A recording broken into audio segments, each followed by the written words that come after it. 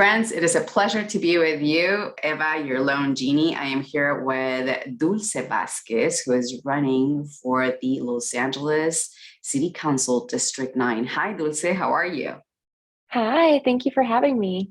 Oh, my pleasure. Thank you for giving us a little bit of your time. I know that you're in full speed with your campaign. You have how many days till election? 26, but who's counting? 2060. Who's counting? I love it. So tell me a little bit about your district. A lot of us don't understand or don't know what areas you're covering, but yours is super diverse. What areas does your district cover? Your potential district cover? Yeah, so Los Angeles City Council District 9 covers everything from the formerly Staples Center, so crypto.com arena, up in the LA Convention Center, LA Live. It includes USC Expo Park, and it goes all the way down to 95th. And it stretches from Alameda to Normandy. So it's like really at the core of South Central. It's like such a diverse community. It has undergone tremendous demographic change over the last 40 years. So, right now there's such culture, diversity, food. I'm so excited to be running for this district. I live on the westernmost part of the district, and I'm super pumped. That is fantastic. I cannot imagine everything that is coming to your plate when I think of the former convention center all the way down to South Central. Like that's a lot of territory, a lot of demographics, a lot of social economic differences, or should we say extremes. So you're going to have a very full plate on your hands. And why would you run for politics? I mean, you're Latina, you're a woman, minority, and you're so energized about this potential seat. Why? Well, I have to say, so first about a little bit about me. I was born in Mexico. I was born in Tampico, Tamaulipas, which is on the Gulf Coast, just south of like the southernmost tip of Texas. And my dad migrated. He was a dairy worker. And my mom came after. And then a couple years later, I came after. I stayed with my grandparents. I was 7 years old when I came over to the US. I spent 7 years undocumented. And I think for a lot of undocumented families, mixed status families, like that has a tremendous impact on you for like the rest of your life. But when I was 14, 15, I became an American citizen. And for me, like, I was starting high school, we were starting civics and government, and there was nothing more like incredibly like American than our democratic system. And from 14, I started volunteering on presidential campaigns. The first one was Howard Dean. But I remember, back in the early 2000s, which my goodness, I can't believe it was 20 years ago. I was, I was volunteering for like voting drives. And back then what was popular was Rock the Vote. When like Diddy got, but back then it was Puff Daddy, like got behind and like Uh-huh. everyone vote. And I would go to all of these concerts with Rock the Vote and like register people to vote to try to get young people to vote. So I've always been just like very engaged and much of an observer, right? Because for someone that looks like me with my background that I was undocumented, my mom cleans houses, like to this day, my mom currently cleans houses. My dad works in construction. Like, they're getting older, and I wish that they didn't have to work. But back in the day, like our elected officials like didn't look like us, right? The ticket back then was Howard Dean, and then John Kerry and John Edwards, and like all of these white men. And I just thought that like white men you had to be to like play in these spaces. So over the next 20 years, we have recognized that that's not entirely true. Mhm. Particularly inspiring was the 2018 elections that were just like a direct result of what happened in 2016. But all of these wonderful women of color, like putting themselves out there and running and saying, what I think is most importantly is like, I'm good enough. with my background, right? It doesn't have to be Harvard Law. It doesn't have to be like, Yale and Princeton, all these things. Like, they're good enough as like workers and nonprofit executives, teachers, bartenders, right? That like you understand a community and like you can make the best educated decision based on like what you do know. So that's sort of like a long-winded way of being like, I've always been very engaged. I have a master's in public policy. I have an undergrad in political science. I know how systems both benefit wealthy people and really damage poor people. I know from my own experience that it's really expensive to be poor. Mm-hmm. I know because my parents went through payday lenders. They paid for money orders because they didn't have a checking account. Now that they do have a checking account, they pay $12 a month for that checking account because they can't keep a minimum balance on it. Like these things that, when you have money, you sort of take for granted, or like credit cards, right? Like, they used credit cards as more of like a loan than like an investment, right? Like wealthy people use credit cards for the points. Poor people use credit cards because they don't have the money yet to pay for something they need at the moment. Mm-hmm. And that leads to a lot of misuse of those tools. So I was just like, I've always been very focused on consumer protections, which is really important for our community. Focused on education, which for me was a catapult out of poverty. Going to an great undergraduate school and getting a master's degree, and also immigration because I was undocumented. But the pandemic was just like eye-opening in terms that like none of those state laws or federal laws work if they're not being implemented at the local level. And we saw this influx of cash for COVID relief, for business relief, for mortgage relief, for rent relief. And none of that really touches down on the ground if you don't have good municipal systems that are administering those programs effectively. And I saw that happen in Los Angeles. And then just like little by little, it's like, well, I'm tired of the trash on the street. Like, who manages this? And like, I'm tired of like, the fact that our education system, like we have this growing digital divide, but that existed prior to the pandemic. Like, why haven't we solved for this? We've got people who are living 10 to 20 to like a 2-bedroom and can't afford to get out of it. Like, why aren't we doing something about this? Like, why aren't we make it, simple economics, right? Like supply and demand, like the demand is so high for housing. So housing is very expensive. So like these things that I kept growing into a big ball of frustration that eventually one of my friends was just like light bulb was like, Dulce, you should run for city council. And I'm just like, nah, like not interested at all, because I'm like, you have to be really wealthy to do that. And that was my thinking, right? You have to be really wealthy to do that. And I'm like, no, you don't. Like the city has like city matching funds, right? Like they'll help you pay for it. Like you have friends, you have a wide network. And I just like had never seen my network as people, like I could ask for favors, right? Like I've got a student that is struggling at her university to get financial aid. Like I know who to call to get them help, right? Because like that's how I leverage my network. But I never thought like I could ask them for money, right, to help me run for public office. And you don't know until you try. So we said, let's try this, because there are things within the city that need massive fixing, particularly in this district that is the poorest district in the city. It's the least formally educated. It's the second highest homelessness rate. It's the least voter engagement. It's on and the most polluted, on and on and on. Like I kept seeing these numbers, right? Once I launched, it further solidified, because I had students and supporters who were feeding me information, because I work in education, right? Like while I have interests in things that I obviously have experienced, like I'm not an expert on housing, I'm not an expert on public finance, I'm not an expert, whatever. But outside of education, like people kept bringing me information like, hey, like this is what's happening. I'm like, oh my God. And we should be fixing this. So long story short, long story long.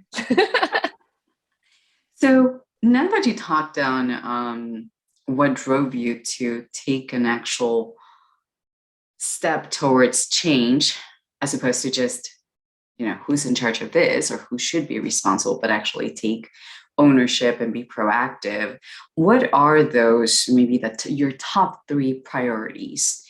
Should you get elected? And we shouldn't say should, but when you get elected, what are those top three priorities? If it were up to me, it would be housing, housing, housing, housing, housing, Right. housing, housing, housing.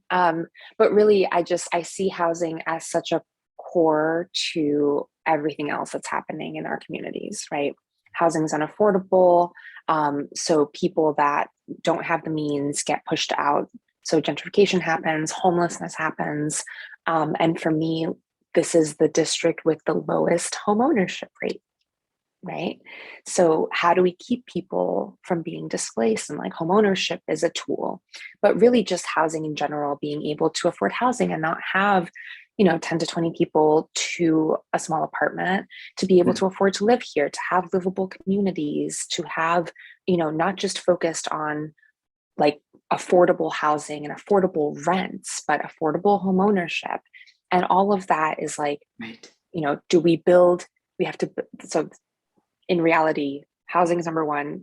Number two is public transportation. And number three is support for our small businesses and our economy. And all of those are interrelated. Why? Because we want to build near housing. We want to build housing near transit corridors. We need to redefine and expand what a traffic corridor looks like, because we want to get people out of their cars, because our cars are not only expensive, but they're also polluting our city. We've got 2 freeways that bisect our district. So how do we get people out of their cars? How do we make it so that we have a 15-minute district, right? We talk about 15-minute cities, but I want to talk about a 15-minute district where we have, healthcare services, we have groceries, we have bars and coffee shops and schools that are all integrated so that you don't have to go far outside in order to get some of those services. And three is our economy and our jobs, because with higher wages in better job opportunities, it goes back to housing and affordability and being able to invest. If we're building 5/1s, so 5 stories over like retail and shopping, what's going to come into those spaces, and how do we support that thriving economy? Because at the end of the day, it's also good for us, because it increases walkability, it increases quality of life. So those are like my top 3, but obviously the problems are endless. I talked a lot about abortion services last week. We have 2 Planned Parenthood providers in our district, and the decisions, California is thankfully, a very progressive, pro-choice state.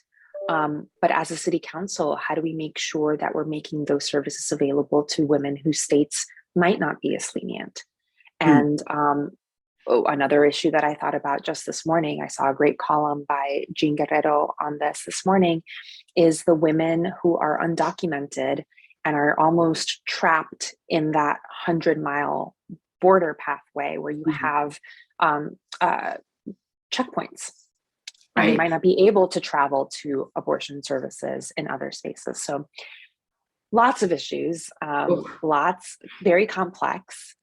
But at the end of the day, I think it takes a person that's willing to do the research, talk to the community, and do the work. And part of the work is just showing up and being active and making sure that you're spotlighting some of these problems and bringing the right people to the table as a convener in how you work together to fix them.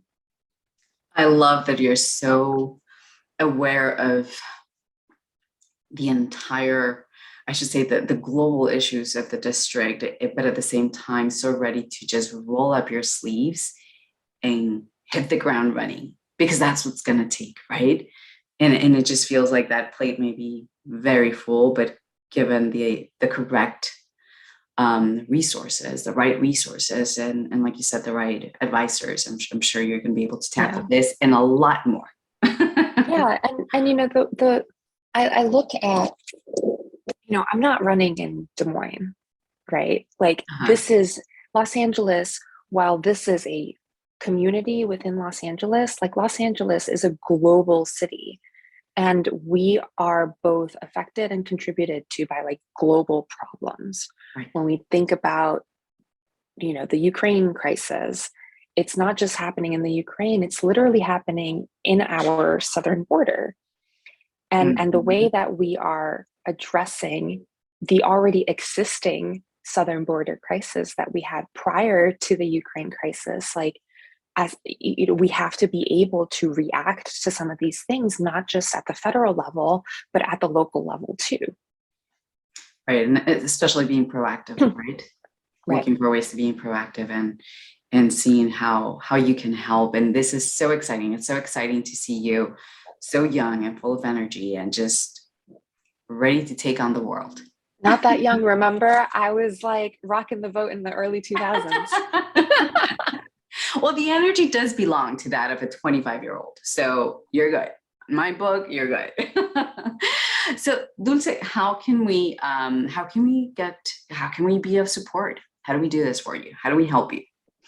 So as of recording time, we are 26 days from Election Day. Election Day is June 7th. Everyone received their ballots by mail. So I'm hoping that we have a high return rate. But I'm really, as I mentioned earlier, this is the lowest voter registration district in the city, but also the lowest voter turnout in the city. The last time my opponent, the last time he was elected, only 1 in 10 eligible voters voted. Oh, yeah. Wow. I know. So, that's 1 in 10 voted, not 1 in 10 voted for him. 1 in 10 voted. Right. So, when I go and I talk to people, the one thing I say, just like, here's my information. I hope that I can earn your support.